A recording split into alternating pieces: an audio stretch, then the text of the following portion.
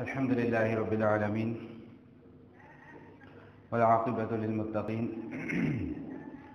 والصلاة والسلام على سيد الأنبياء والمرسلين وعلى آله وأصحابه ومن تبعهم بإحسان إلى يوم الدين. أما بعد، فأعوذ بالله من الشيطان الرجيم. بسم الله الرحمن الرحيم. ولا تحسبن الذين قتلوا في سبيل الله أمواتا بل أحياء عند ربهم يرزقون. رب اشرح لي صدري ويسر لي أمري واحلل عقدة من لساني يفقهوا قولي. اللهم أرنا الحق حقا وارزقنا اتباعه وأرنا الباطل باطلا وارزقنا اجتنابه. اللهم صل على روح محمد في الأرواح وصل على جسد محمد في الأجساد وصل على قبر محمد في القبور. سبحان ربك رب العزة عما يصفون وسلام على المرسلين والحمد لله رب العالمين. یوں تو تاریخ اسلام شہداء کے تذکرے سے بھری پڑی ہے. ایک نہیں، دو نہیں، سینکڑوں نہیں، ہزاروں کی تعداد میں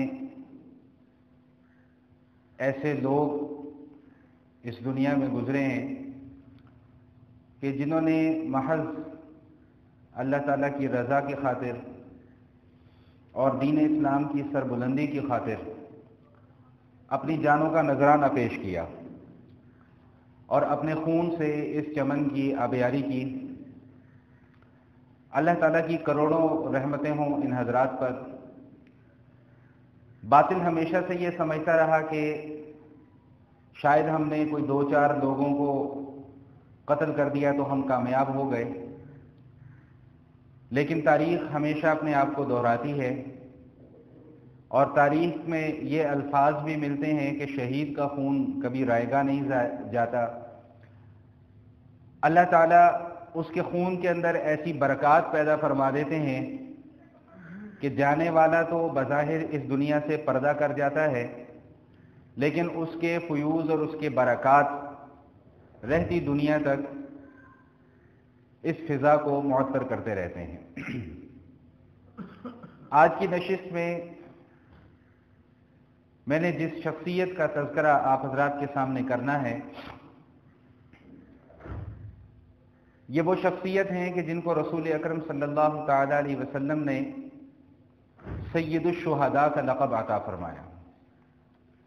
فرمایا کہ سید الشہداء عند اللہ یوم القیامہ حمزہ، کہ قیامت کے دن اللہ کے نزدیک جتنے بھی شہید ہوئے ہیں اللہ کے راستے میں، ان کے سردار حضرت حمزہ رضی اللہ تعالی عنہ ہوں گے.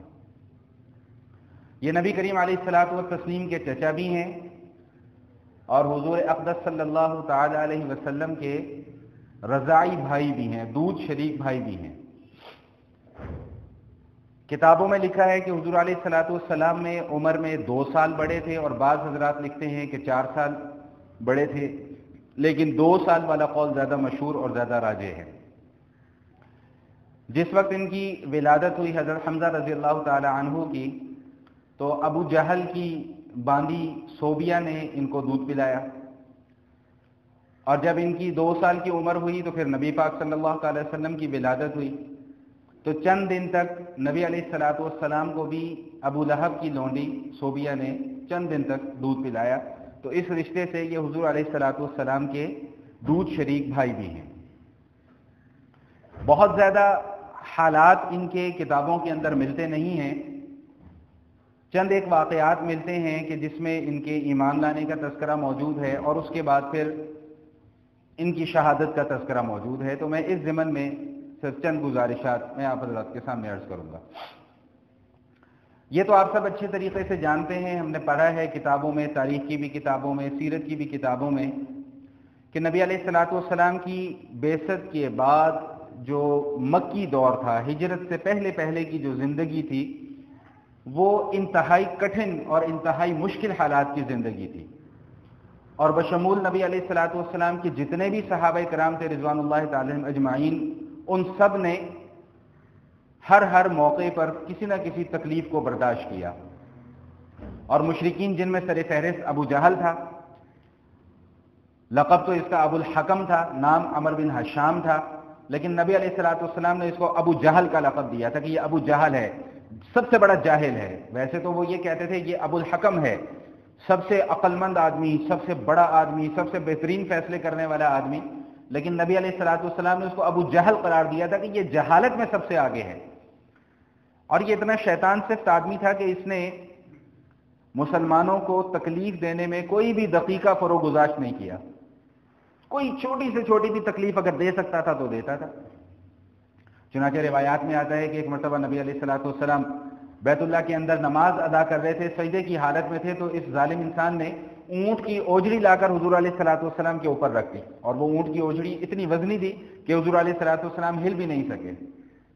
سیدہ فاطمہ رضی اللہ تعالی عنہ نے جب یہ منظر دیکھا تو وہ بھاگتی بھی آئیں، پتہ نہیں کس طرح انہوں نے ہمت کر کے وہ اوجڑی حضور علیہ الصلوۃ والسلام کے پاس سے اتاری. یہ تو صرف ایک واقعہ ہے، اس طرح کے اور کئی واقعات ہیں.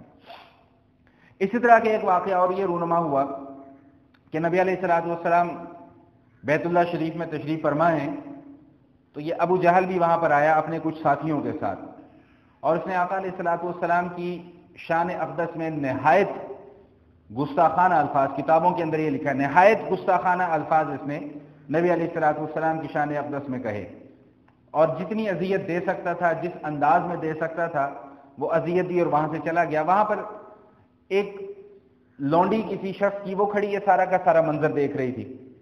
یہ حضرت حمزہ رضی اللہ تعالیٰ عنہ شکار کے بڑے شوقین تھے. جب بھی یہ شکار سے واپس آتے تھے تو پہلے بیت اللہ شریف میں جاتے تھے، اور جو اس وقت کی عبادت کا طریقہ تھا وہ عبادت کرتے تھے زمانہ جاہلیت میں، اور پھر اس کے بعد اپنے گھر کو جاتے تھے. تو حسب سابق شکار سے واپس آئے، خانہ کعبہ کی طرف روانگی کا ارادہ کیا، تو اسی لونڈی نے جس نے یہ سارا منظر دیکھا تھا اس نے کہا کہ حمزہ، آپ کے بھتیجے کے ساتھ ابو جہل نے آج بڑا نازیبا سلوک کیا ہے، بڑی تکلیف ہوئی ہے دیکھ کر. تو حضرت حمزہ رضی اللہ تعالیٰ نے خانہ کعبہ جانے کا ارادہ ترک فرمایا، اپنی تیر اور کمان لیا اور جا کر سیدھا ابو جہل کے سر کے اوپر وہ کمان دے ماری. اتنی شدت کے ساتھ ماری کہ اس کا سر زخمی ہو گیا. کچھ لوگ وہاں پر موجود تھے جنہوں نے یہ کوشش کی کہ ہم ابو جہل کی طرفداری کریں، جھگڑا کھڑا کریں، فساد مچائیں. انہوں نے کہا کہ حمزہ لگتا ہے تم بے دین ہو گئے ہو، ان کی نظر میں بے دین ہو گئے ہو. تو حضرت حمزہ رضی اللہ تعالیٰ نے فرمایا کہ مجھے اس دین حق کو قبول کرنے کے اندر کوئی چیز مانے نہیں ہے، کوئی چیز رکاوٹ نہیں ہے، اور میں ڈنکے کی چوٹ پہ اسلام قبول کرتا ہوں، اور اب تم سے جو ہو سکتا ہے تم کر لو. یہ تو کتابوں کے اندر مختصر سا ایک واقعہ لکھا ہوا ہے جو ان کے ایمان لانے کا واقعہ ہے. اس زمانے میں ابو جہل کا بھی تذکرہ آیا. اس کے حوالے سے بھی ایک میں بات عرض کرتا چلوں کہ نبی علیہ الصلوۃ والسلام نے جہاں اس کو ابو جہل قرار دیا، وہیں نبی علیہ الصلوۃ والسلام نے اس کو اس امت کا فرعون بھی قرار دیا. غزوہ بدر سے پہلے کا یہ واقعہ ہے، مکہ معظمہ کے اندر ہجرت سے پہلے کا یہ واقعہ ہے کہ عبداللہ ابن مسعود رضی اللہ تعالیٰ عنہ نے ایمان قبول کیا. جو رئیس المفسرین ہیں عبداللہ ابن مسعود رضی اللہ تعالیٰ عنہ، انہوں نے ایمان قبول کیا. جب انہوں نے ایمان قبول کر لیا تو ظاہری بات ہے قرآن بھی سیکھنا شروع کر دیا، قرآن بھی پڑھنا شروع کر دیا. تو ایک دن کچھ صحابہ کا مجمع لگا ہوا تھا. اس وقت تک یہ حالات تھے کہ کوئی کھل کر نماز نہیں پڑھ سکتا، کوئی کھل کر قرآن کریم کی تلاوت نہیں کر سکتا. تو انہوں نے صحابہ کی جھرمٹ میں کہا کہ میرا جی چاہتا ہے کہ کوئی شخص ایسا بھی ہونا چاہیے جو ان لوگوں کو کھل کر قرآن کی تلاوت کر کے سنائے، کوئی ایسا بھی ہونا چاہیے. تو کوئی بھی نہ کھڑا ہوا تو یہ خود ہی کھڑے ہو گئے کہ میں جا کر پڑھوں گا. میں نے کہا دیکھ لو، تم تو بیچارے غریب آدمی ہو، بکریاں چراتے ہو، تمہارا تو ساتھ دینے بھی کوئی نہیں آئے گا.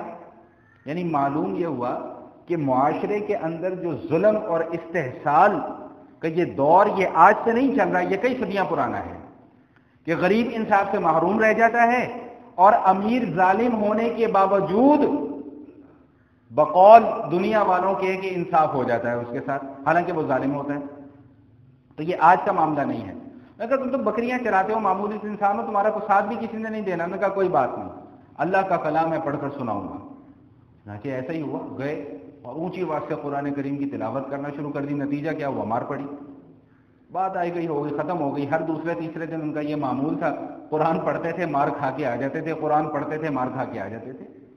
یہ الفاظ جب ہم کتابوں کے اندر پڑھتے ہیں تو شاید ہمیں ان الفاظ کی شدت اور اس کے پیچھے جو ایک کہانی ہے اس کا احساس شاید ہمیں نہ ہو سکے۔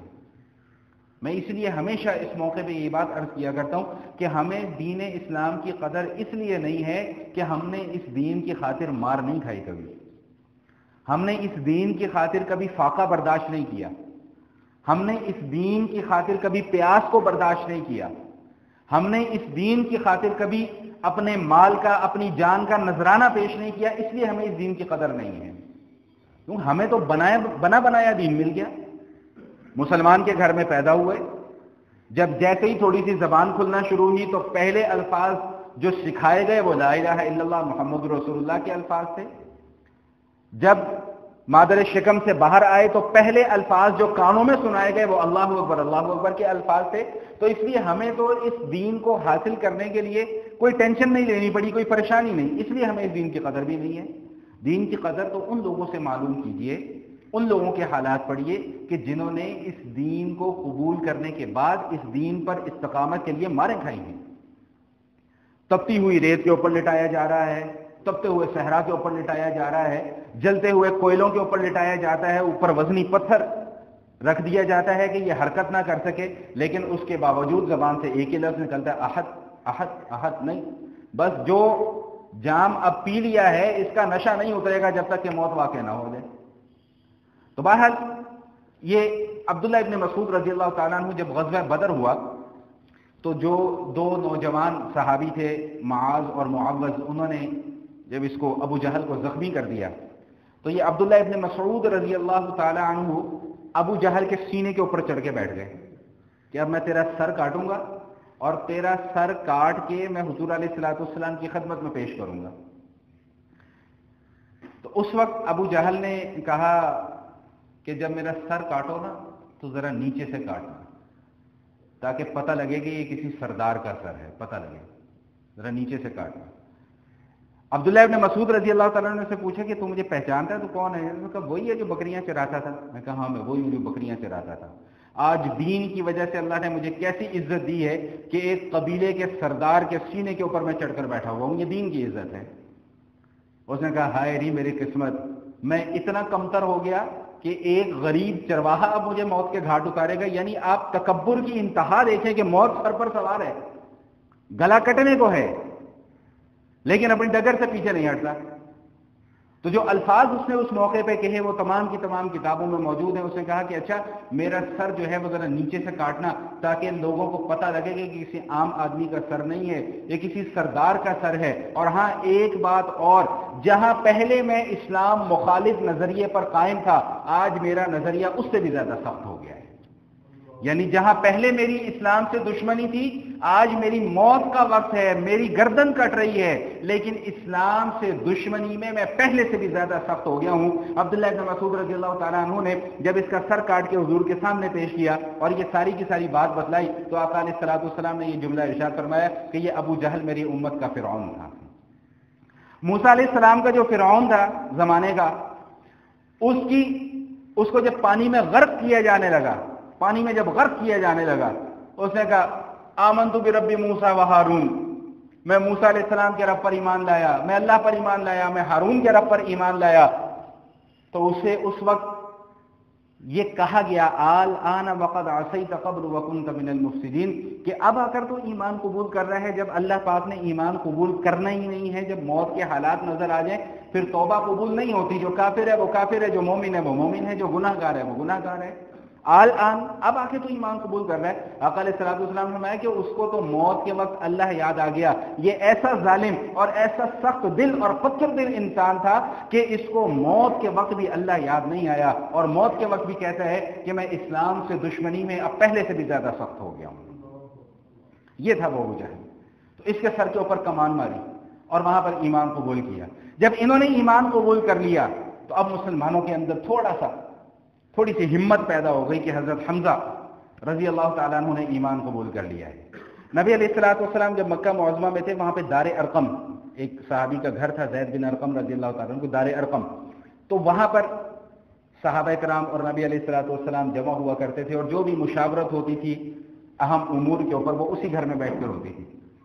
تو حضرت عمر رضی اللہ تعالیٰ عنہ کا جو ایمان لانے کا واقعہ ہے وہ بھی آپ حضرات نے کتابوں میں پڑھا بھی ہوگا، علماء سے سنا بھی ہوگا کہ ننگی تلوار لے کر دار ارقم کی جانب جا رہے تھے، تو صحابہ نے بتلایا کہ عمر آ رہے ہیں اور ارادے کوئی نیک نہیں لگتے، تو یہی حضرت حمزہ رضی اللہ تعالیٰ عنہ وہاں پر اٹھ کے کھڑے ہوئے اور فرمایا کہ آنے دو، اچھے ارادے سے آ رہا ہے تو بہت اچھی بات ہے، اگر کسی خطرناک ارادے سے آ رہا ہے تو جو تلوار ننگی ہاتھ میں لیے آ رہا ہے اسی تلوار سے اس کا سر اڑا دوں گا۔ یہ تھے حضرت حمزہ رضی اللہ تعالیٰ عنہ، جن کے متعلق حضور علیہ الصلوۃ والسلام فرمایا کہ حمزہ تو اسد اللہ و اسد رسول، کہ حمزہ اللہ کا شیر ہے، اللہ کے رسول کا شیر ہے۔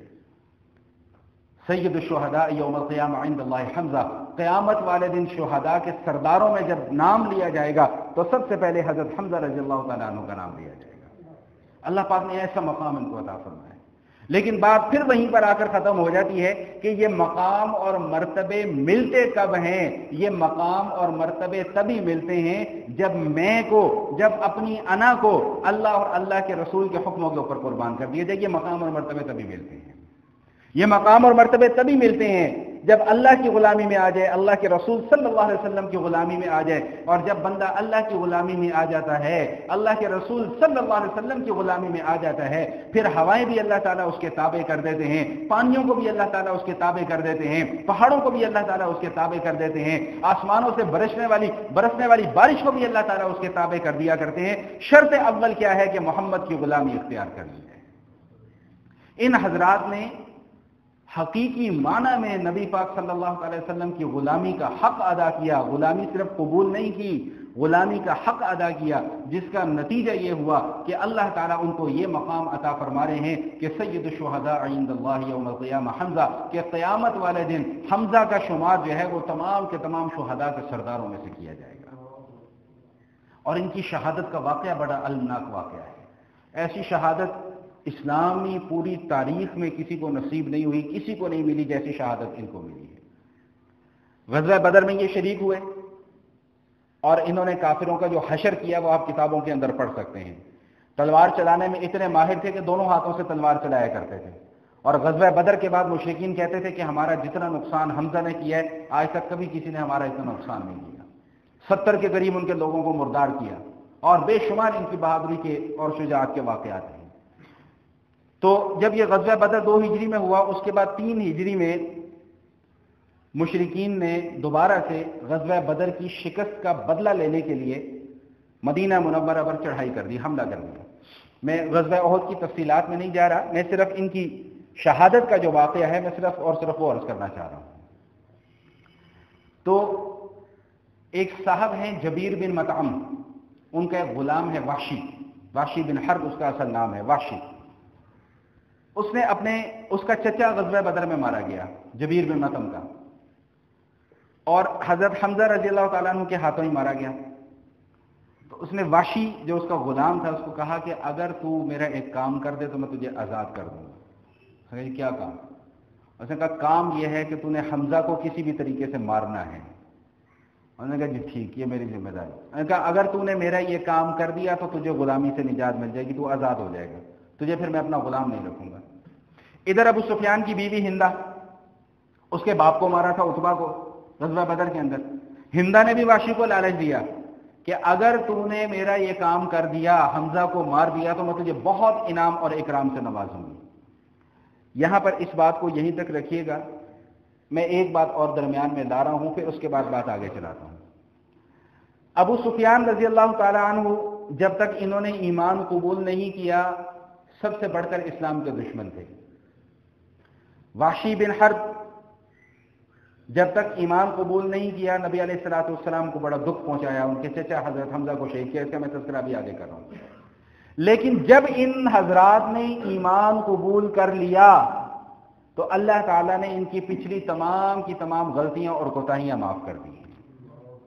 اب کسی کو حق یہ نہیں پہنچتا کہ وہ ابو سفیان کا نام لے کر ان کے اوپر طعن کرے، اب کسی کو یہ حق نہیں پہنچتا کہ وہ حضرت وحشی بن حرب رضی اللہ تعالیٰ عنہ کا نام لے کر ان کے اوپر طعن و تشنیع کرے، یہ کسی کو حق نہیں پہنچتا۔ کیوں؟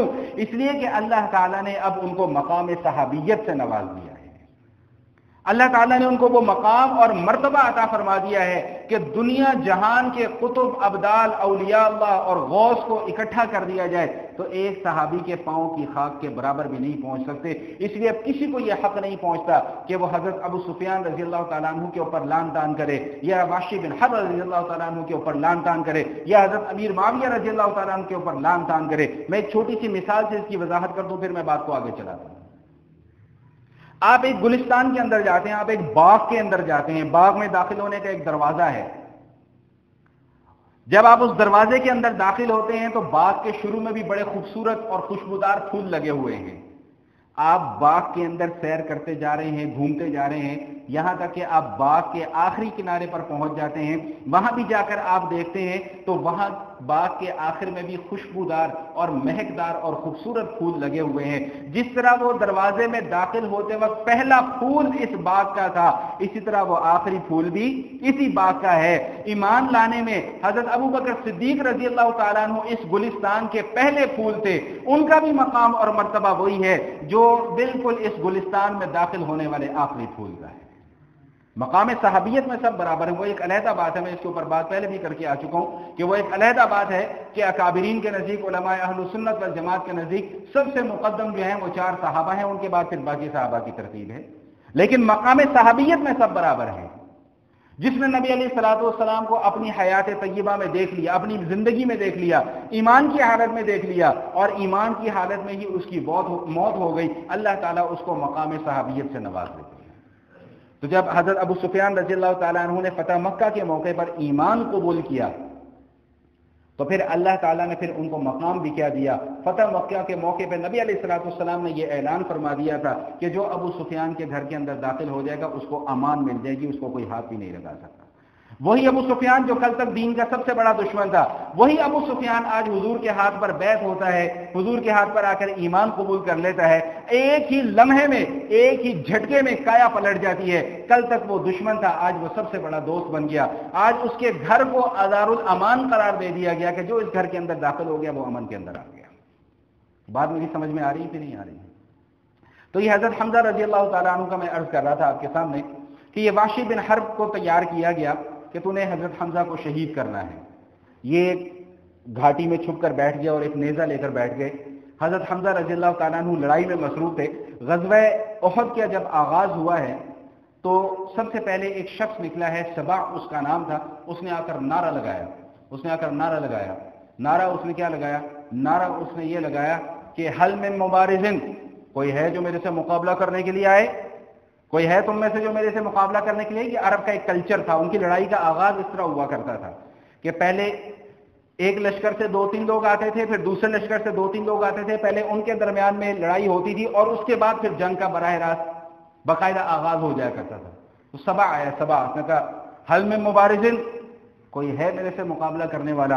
تو ادھر سے حضرت حمزہ رضی اللہ تعالیٰ عنہ کو نبی علیہ الصلوۃ والسلام نے بھیجا کہ آپ جائیں اور آپ جا کر اس کا مقابلہ کریں۔ جب حضرت حمزہ رضی اللہ تعالیٰ عنہ نکلے تو انہوں نے یہ الفاظ وہاں پر استعمال فرمائے، یا سبا یا ابن ام انمارہ مقطع الیزور اتحاد اللہ ورسولہ، اے سبا، اے ایسی عورت کے بیٹے جو بچوں کے ختنے کرتی ہے، اس کی ماں سبا کی ماں بچوں کے ختنے کیا کرتی تھی، اتحاد اللہ ورسولہ، کیا تو اللہ اور اللہ کے رسول سے جنگ کرنے کے لیے آیا ہے؟ بتانے کا مقصد یہ تھا، جھنجھوڑنا مقصد تھا کہ تو اپنے اس ناپاک مقصد کے اندر کامیاب نہیں ہو سکتا، تو اپنے ناپاک مقصد کے اندر کامیاب نہیں ہو سکتا۔ بہرحال لڑائی شروع ہوئی اور سبا کا کام تمام ہو گیا۔ حضرت حمزہ رضی اللہ تعالیٰ عنہ کے اس لڑائی کے دوران جو زرہ پہنی ہوتی ہے، جو لوہے کا لباس ہوتا ہے وہ پہنا ہوتا ہے، وہ گر گیا تو حبشی نے نیزہ مارا تو وہ نیزہ حضرت حمزہ رضی اللہ تعالیٰ عنہ کی ناف پہ لگا اور آر پار ہو گیا، شہادت ہو گئی۔ یہاں تک تو معاملہ بس ہو گیا کہ شہادت ہو گئی۔ اب میں جو بات عرض کرنا چاہ رہا ہوں، جو سمجھانا چاہ رہا ہوں، وہ یہ کہ حضرت حمزہ رضی اللہ تعالیٰ عنہ کی شہادت سے نبی علیہ الصلوۃ والسلام کو کتنی تکلیف ہوئی۔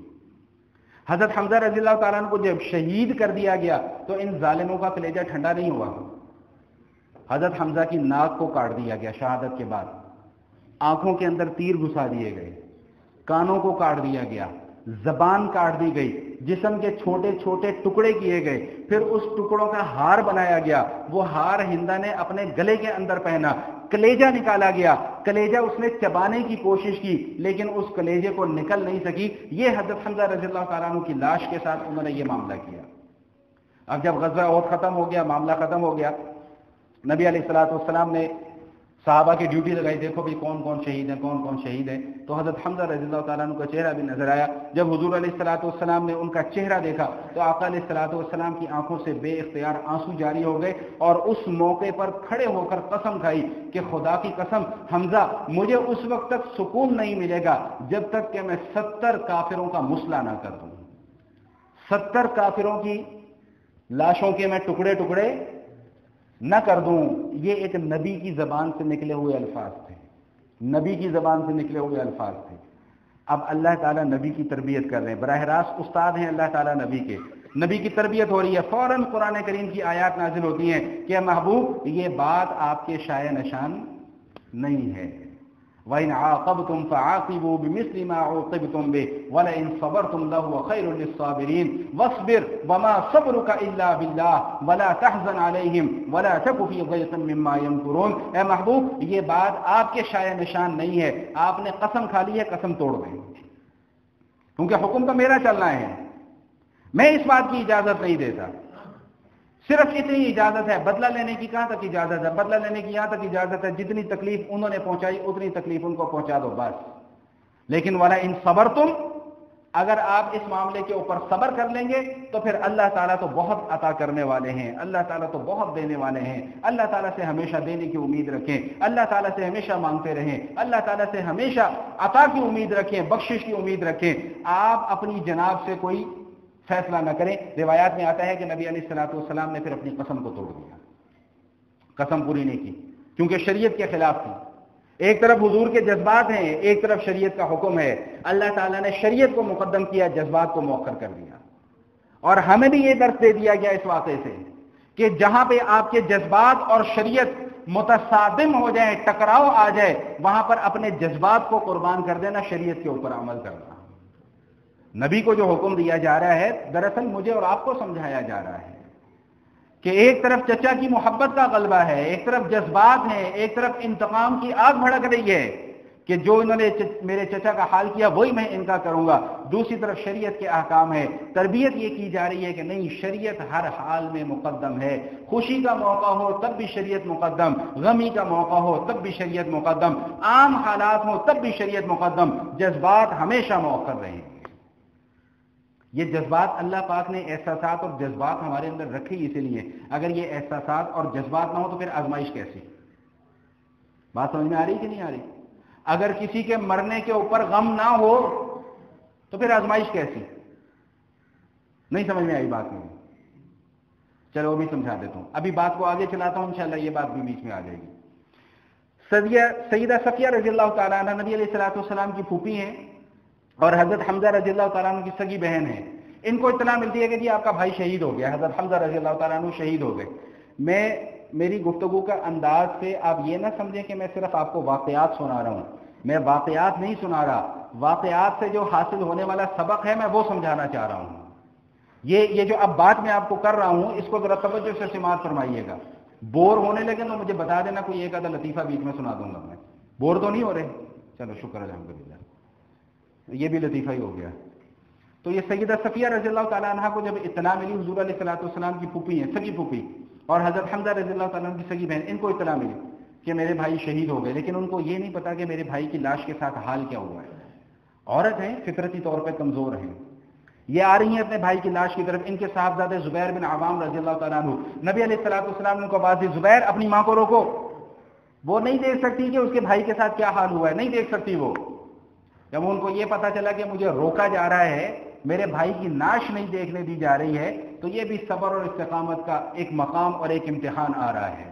اور یہ تمام کا تمام صبر، استقامت، استقلال، ضبط، یہ سیکھا کس سے ہے؟ رسول اللہ صلی اللہ علیہ وسلم سے۔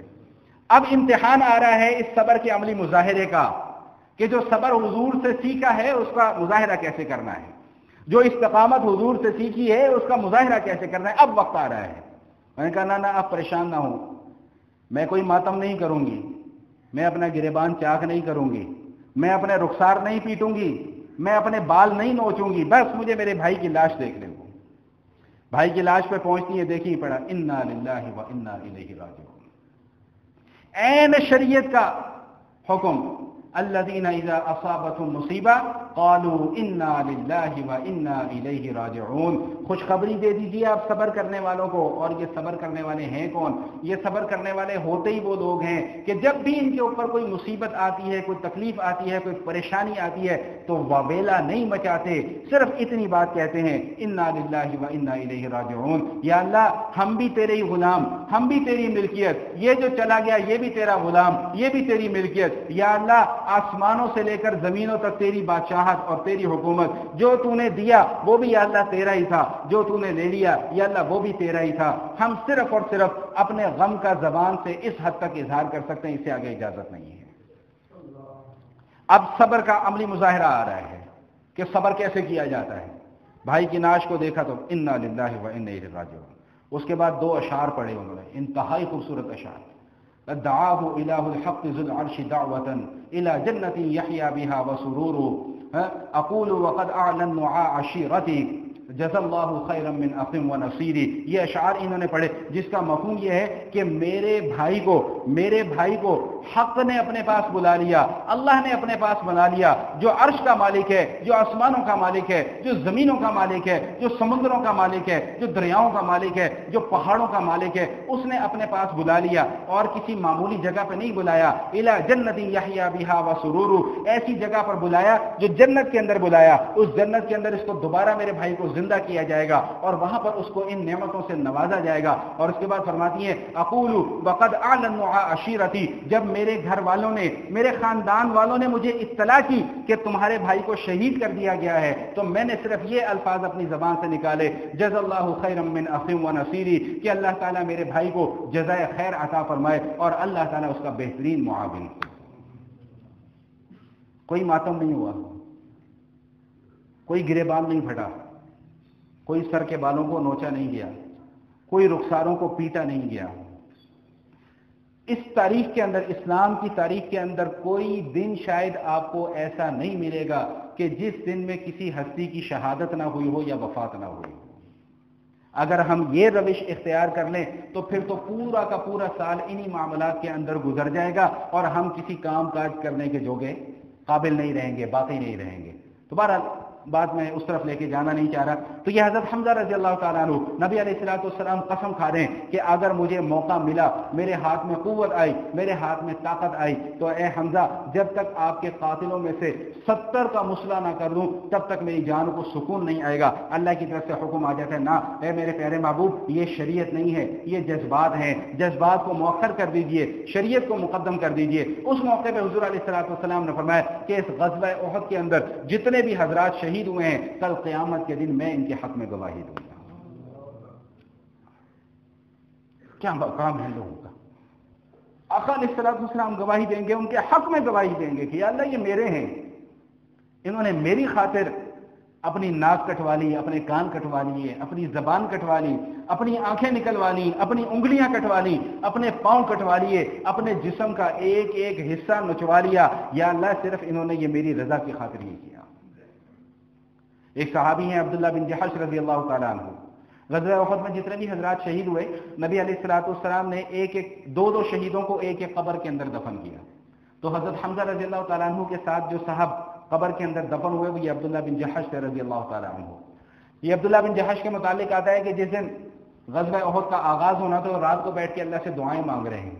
دعا کیا مانگ رہے ہیں کہ اللہ میرے ہاتھ تیرے راستے میں کٹ جائیں، میری آنکھیں تیرے راستے میں نکال لی جائیں، میری ناک تیرے راستے میں کٹ جائے، میرے کان تیرے راستے میں کٹ جائیں، میری زبان تیرے راستے میں کٹ جائے، اے اللہ میرے جسم کا ایک ایک حصہ کاٹ دیا جائے، نوچ لیا جائے، بوٹی بوٹی کر دیا جائے، یا اللہ کل قیامت والے دن جب میں تیری بارگاہ میں حاضر ہوں اور یا اللہ تو مجھ سے پوچھے کہ اے عبداللہ تو نے یہ سب کچھ کیوں کیا تھا، تو میں کہوں کہ یا اللہ میں نے تیری رضا کی خاطر یہ کیا تھا، تیرے دین کی سربلندی کی خاطر میں نے یہ سارے کے سارے کام کیے تھے، اور اے اللہ پھر تو کل قیامت والے دن مجھے جواب دے دے کہ عبداللہ میں تجھ سے راضی ہو گیا۔ کیا ان لوگوں کا جذبہ تھا ایمان کا! ہمارے اندر ہے کیا ایسا جذبہ ایمان کا؟ ہم صرف نعرے لگانے میں ماہر ہیں، دعوے کرنے میں ماہر ہیں، کام ایک نہیں کرنا، نعرے ہمارے ہزار، کام ایک نہیں کرنا، دعوے ہمارے ہزار۔ اسی غزوہ احد میں ایک اور صحابی بھی شہید ہوئے، ابو جابر رضی اللہ تعالیٰ عنہ۔ ابو جابر رضی اللہ تعالیٰ عنہ جب شہید ہوئے تو نبی علیہ الصلوۃ والسلام نے ان کے صاحبزادے جابر رضی اللہ تعالیٰ عنہ کو اپنے پاس بلایا۔ انہوں نے کہا جابر تجھے ایک بات نہ بتاؤں؟ یا رسول اللہ فرمائیے۔ اور یہ کہ جب بھی کوئی اللہ کے راستے میں شہید ہوتا ہے اس کی روح براہ راست اللہ کے عرش پر جاتی ہے، سجدہ کرتی ہے، اور اللہ تعالیٰ تمام کی تمام ارواح سے پردے کے پیچھے، حجاب کے پیچھے کلام کرتے ہیں۔ لیکن جابر تو اتنا خوش قسمت، تیرا باپ اتنا خوش قسمت کہ جب تیرے باپ کی روح اللہ کے عرش کے سامنے سجدہ ریز ہونے کے لیے پیش ہوئی، اللہ پاک نے تمام کے تمام حجابات کو اٹھا دیا اور براہ راست تیرے باپ سے کلام کیا۔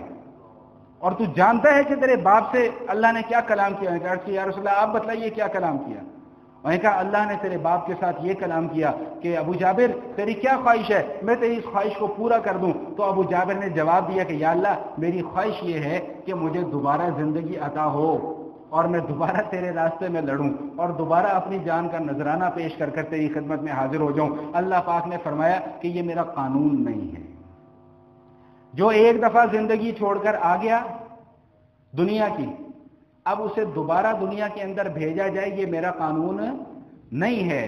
تو عرض کیا کہ یا اللہ اچھا پھر جو انعامات ہمیں مل رہے ہیں کم از کم جو دنیا میں لوگ زندہ ہیں ان کو ان انعامات کی ایک جھلک تو دکھلا دی جائے۔